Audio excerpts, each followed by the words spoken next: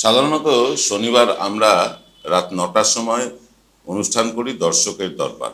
সেখানে আপনারা নিয়মিত আপনাদের ফোন কল করেন, আপনারা বিভিন্ন বিষয়ে মতামত জানান। কিন্তু আজকের এই শনিবারে আমরা দর্শকের দরবার অনুষ্ঠানটা করতে পারছি না, করব আগামীকাল রাত্রে ঠিক ৮টার সময়। এই কারণে আমাদের কিছু টেকনিক্যাল প্রবলেম চলছে, সেগুলো আমরা একটু ওভারকাম করে নিতে চাই। সেগুলো ঠিকঠাক করে আগামীকাল রাত ৮টায় আমরা আপনাদের জন্য আনছি দর্শকের দরবার।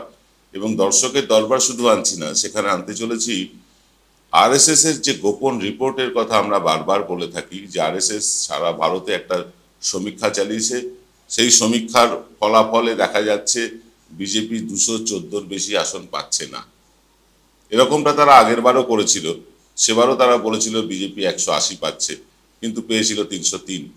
এবারেও কিন্তু তারা ২১৪র কথা বলছে। তবে গতবারের পরিস্থিতির তুলনায় এবারের পরিস্থিতি অনেকটাই বদলেছে।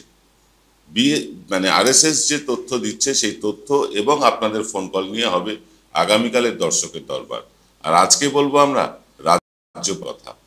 দেখুন, রাজ্যপালেরা ততটাই সক্রিয় হয়ে যায় নির্বাচন এলে, যতটা সক্রিয় হয় নির্বাচন কমিশন, যতটা সক্রিয় হয় সিবিআই, ইডি, ইনকাম ট্যাক্স, যতটা সক্রিয় হয় কেন্দ্রীয় বাহিনী, রাজ্যপালেরাও কিন্তু ততটাই সক্রিয় হয়ে পড়েন। বিশেষ করে যেখানে বিরোধী শাসিত রাজ্য, যেখানে বিজেপি নেই যে রাজ্যগুলোতে শাসন ক্ষমতায়, সেখানকার রাজ্যপালেরা প্রয়োজনের তুলনায় অনেক বেশি সক্রিয় হয়ে পড়েন।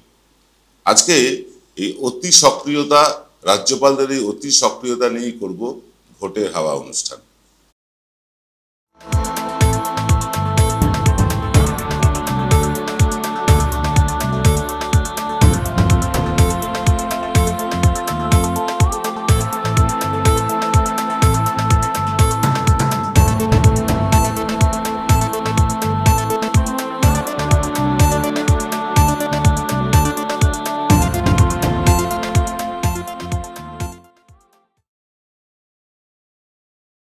আপনারা দেখছেন এনকে ডিজিটাল, আর আজকে চলছে ভোটের হাওয়া।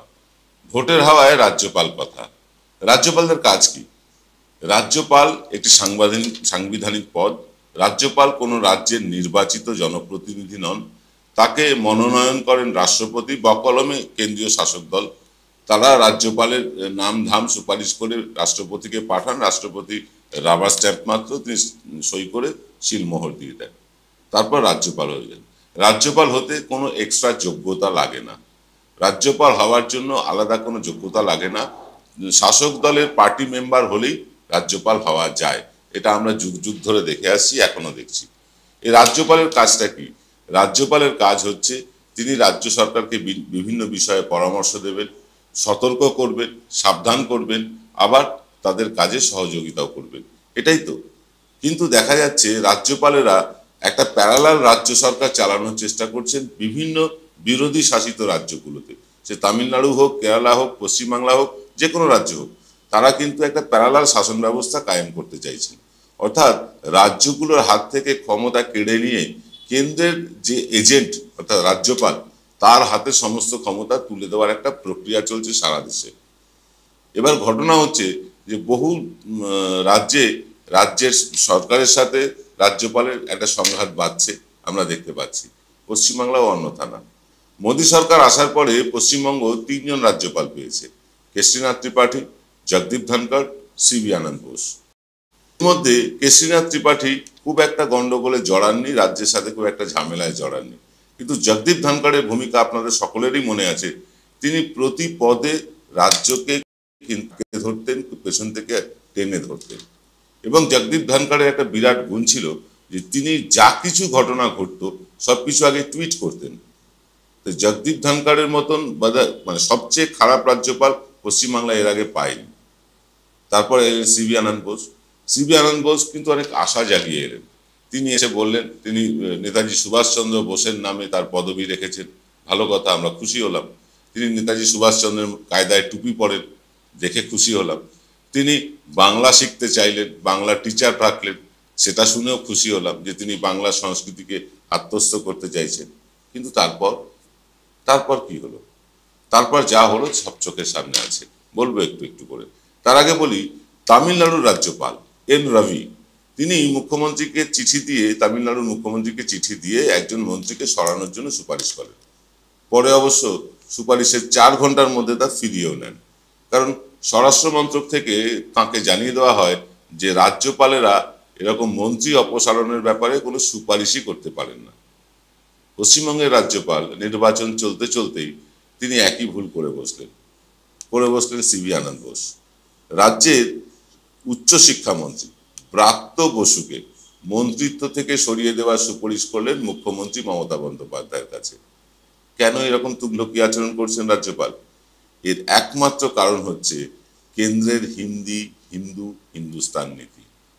জাতীয় শিক্ষানীতির মোড়কে সারা দেশের শিক্ষা ব্যবস্থাকে গৈরিকীকরণ করতে চায় বিজেপি শাসিত কেন্দ্রীয় সরকার। আর এই কাজ করবার ক্ষেত্রে সবচেয়ে মূল অন্তরায় বা বাধা হয়ে দাঁড়িয়েছে রাজ্যের নিয়ন্ত্রণে থাকা বিশ্ববিদ্যালয়গুলি। যদিও পদাধিকার বলে রাজ্যপাল বিশ্ববিদ্যালয়গুলির আচার্য, এটা তার পদের অধিকার বলে তিনি হন। এই আচার্যদের হাতিয়ার করে বিজেপি চাইছে বিরোধী শাসিত রাজ্যগুলিতেও জাতীয় শিক্ষানীতির মাধ্যমে শিক্ষা ব্যবস্থাটাকে পুরো গেরুয়াকরণ করে ফেলা। যদিও শিক্ষা ব্যবস্থা সংবিধান অনুযায়ী রাজ্য এবং কেন্দ্রের যৌথ ব্যবস্থা, কিন্তু বিজেপি চাইছে এই যৌথ ব্যবস্থাটাকে পুরো ভেঙে দিয়ে কেন্দ্রীভূত করে নিজেদের কুক্ষিগত করা। এই নিয়ে আমরা বিস্তারিত আলোচনা করব ছোট্ট একটা বিরতির পর।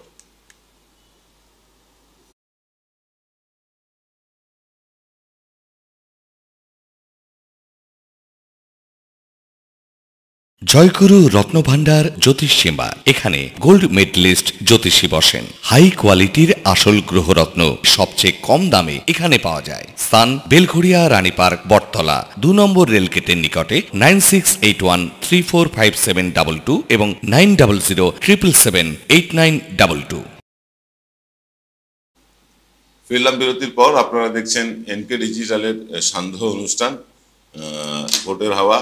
আমরা ভোটের হাওয়ায় আলোচনা করছি রাজ্যপালকে নিয়ে। রাজ্যপালদের মাধ্যমে সমস্ত শিক্ষা ব্যবস্থাটাকে, দেশের শিক্ষা ব্যবস্থাটাকে গৈরিকীকরণ করতে চায়।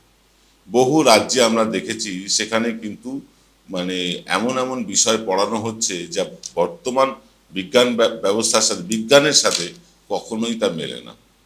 এইরকম ভাবে শিক্ষা ব্যবস্থাটাকে আরো প্রায় 200-250 বছর পিছিয়ে দেওয়ার চেষ্টা চলছে এবং সবকিছুতেই একটা হিন্দু আনার প্রলেপ লাগানোর চেষ্টা চলছে। আর এখানে সমস্ত কিছুর ব্যাপারে বাধা হয়ে দাঁড়াচ্ছে রাজ্যের বিশ্ববিদ্যালয়গুলো। কারণ রাজ্যের বিশ্ববিদ্যালয়গুলোতে উপাচার্য নিয়োগ রাজ্য সরকার করত। এখন এইখানেই সংঘাত বেঁধেছে। রাজ্যপাল উপাচার্যদের নিয়োগ করতে পারেন না সংবিধান অনুযায়ী। রাজ্যপাল কখনোই উপাচার্যদের সংবিধান অনুযায়ী নিয়োগ করতে পারেন না। কোনো আইনে বলা নেই যে রাজ্যপাল উপাচার্যকে নিয়োগ করবেন। অথচ এই ডক্টর সিভি আনন্দ বোস সংবিধানের কোনো তোয়াক্কা না করেই উদ্যত হয়েছেন উপাচার্য নিয়োগ করতে। যেহেতু তিনি আচার্য সমস্ত বিশ্ববিদ্যালয়, তাই উপাচার্য নিয়োগের দায়িত্বটাও তিনি নিজের কাঁধে তুলে নিয়েছেন। সম্পূর্ণ বেআইনি এটা।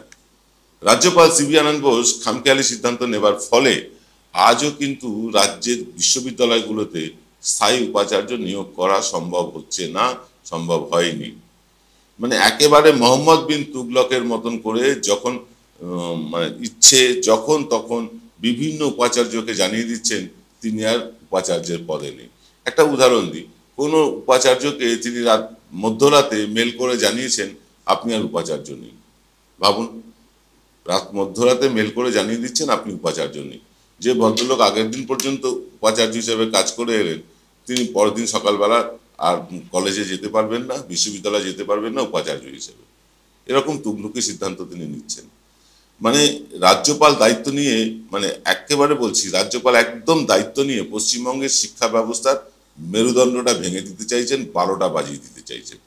এর ফলে যেমন শিক্ষাব্রতী উপাচার্যরা অপমানিত অসম্মানিত হচ্ছেন, যারা মোটামুটি উপাচার্য হন তাদের শিক্ষাবিদ থেকে উপাচার্য হন এবং তারা যথেষ্ট সম্মানীয় মানুষ, তাদেরকে যখন তখন অপসারণ করে যখন তখন তাদেরকে সরিয়ে দিয়ে তাদেরকে অপমান করা হচ্ছে, অসম্মান করা হচ্ছে।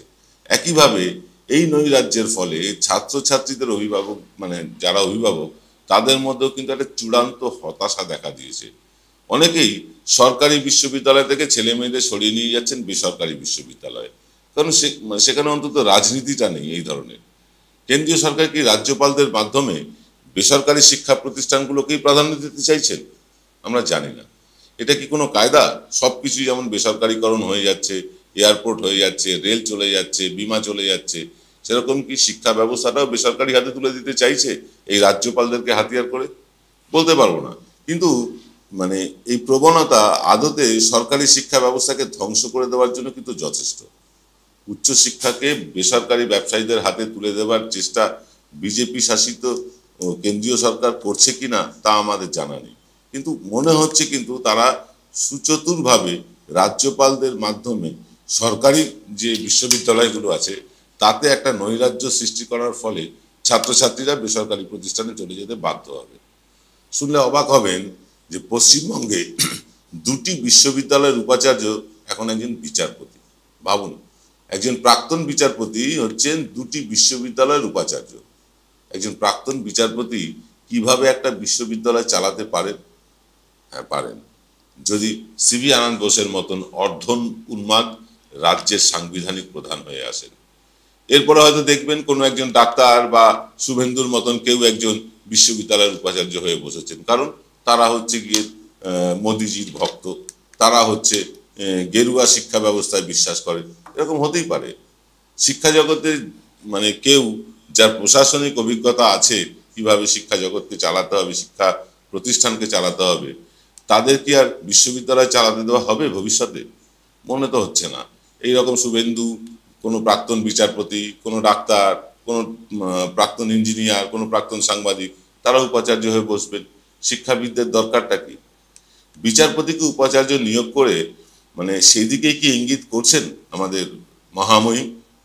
কর্ণাটক, তেলেঙ্গানা, পাঞ্জাব, তামিলনাড়ুর রাজ্য সরকারগুলো কিন্তু রাজ্যপালদের এই তুগলকি আচরণের বিরুদ্ধে আদালতে গিয়েছে।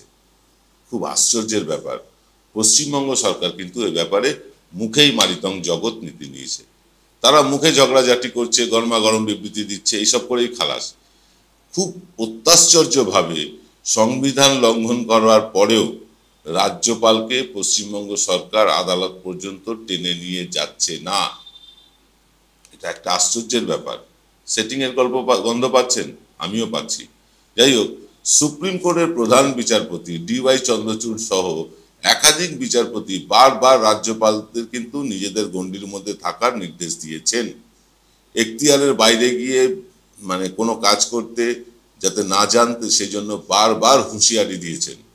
বিজেপি বিরোধী দল যেসব রাজ্যে ক্ষমতায় আছে সেখানে বিধানসভায় পাশ হওয়া বিভিন্ন বিল রাজ্যপালেরা মাসের পর মাস, বছরের পর বছর সই না করে আটকে রেখেছেন। ফলে সেই বিলকে আইনে রূপান্তরিত করতেই পারছে না সেখানকার রাজ্য সরকার, সেখানকার মানুষের ভোটে নির্বাচিত হয়ে আসা আইনসভার সদস্যরা। বারবার সাংবিধানিক সংকট তৈরি হচ্ছে এই রাজ্যপালদের জন্য। একটা উদাহরণ দিই, তাহলে বুঝতে পারবেন।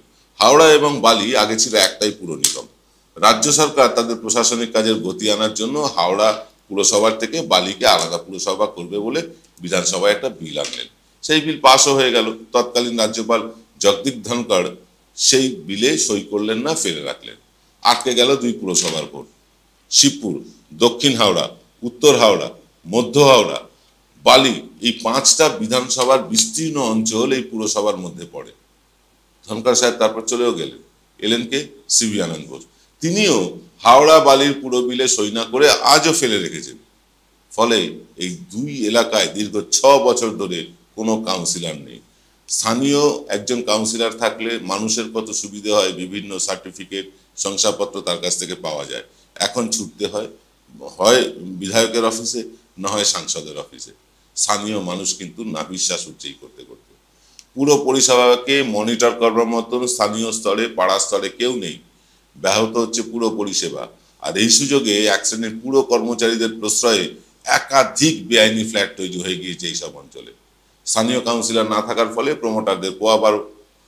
এরপরে যদি কোনো বহুতল ফ্ল্যাট মেটিয়া বুরুজের মতন হুড়মুড়িয়ে ভেঙে পড়ে, তার দায় কি রাজ্যপাল নেবেন? সরিয়ে দেবেন সেই পৌর অফিসারকে? সেই ক্ষমতা আছে রাজ্যপালের? কেবল এই কাঠিবাজি করার ক্ষমতা আছে এই রাজ্যপালদের, আর কোনো ক্ষমতা নেই। জগদীপ ধনখড় এবং সিভি আনন্দ বোসের মতো রাজ্যপাল রাজ্যপাল হয়েছেন রাজ্য সরকারের সব কাজের বিরোধিতা করার জন্য। এই শিক্ষাক্ষেত্রে বেহাল দশার জন্য রাজ্য সরকারের ভূমিকাও কিন্তু খুব খারাপ। তারাও শিক্ষাক্ষেত্রে বহু অযোগ্য লোককে বিভিন্ন পদে বসিয়ে রেখেছে। তাই কি রাজ্যপালের এই তুগলকি মনোভাবের পরেও তারা আদালতের দ্বারস্থ হচ্ছেন না? কেঁচো খুঁড়তে কেউটে বেরিয়ে পড়বে না তো? তাই কি শুধু চিচি চাপাটি আর রাজনৈতিক তরজার মধ্যেই সীমাবদ্ধ সরকার?